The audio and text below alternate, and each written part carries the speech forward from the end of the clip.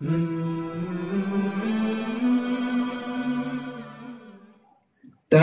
beryakin di dalam daya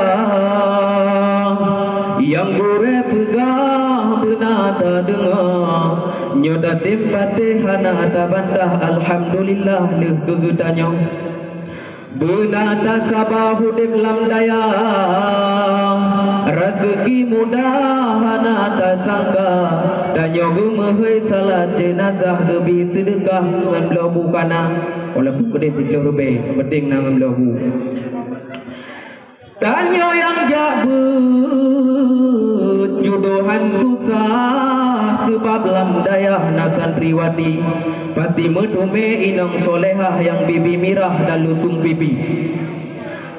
dahan merempok yang bibi mirah hana masalah dah hana madu yang ulun perle akhlak benepah yang jen semerah bejut penuhu nyadana hanjut hana masalah menyok surah jen abi bantu pada yang hana jut ci umi pegah langsung lun peglah le doa restu menyangan abi memang hana pa ci umi pegah hai hana pupu kadang hana tim yang mekepiah yang kuliah dengan pak guru kadang yang mekepiah hai tim ya bang karena ada kalian di jakrung menan ya jakrung tapi kalian asal di jakrung na dompet lah jakrung peng dalam kalau ulun ja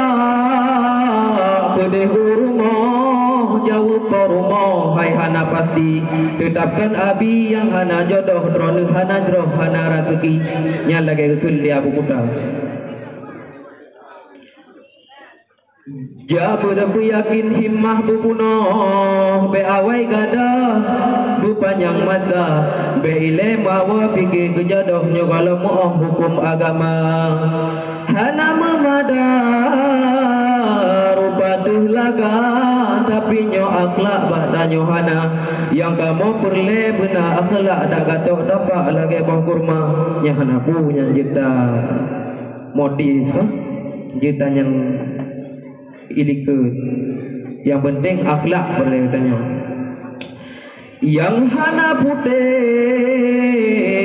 be gundah hati be dajak fikir kehendak Tuhan nyori nang hitam biasa geli hati hana leng sindi ke kaum hawa biasa menan nyori nang hitam biasa geli hati aman geli hati malahi sakai kudo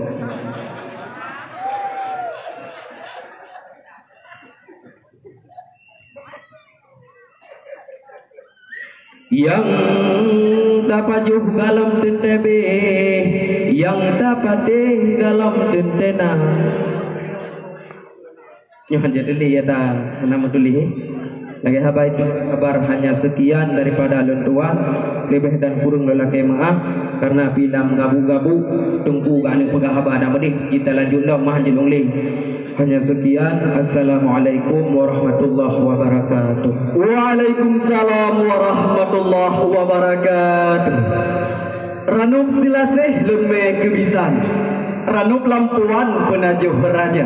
Terima kasih kamu ucapkan kepada Tengku Bela yang nampan anato kena pobla. Anak lu kubro dijung ugadik, anak perling dijung udara. Menyunat tuah punja berhidung tak sambung untuk bakal didemah.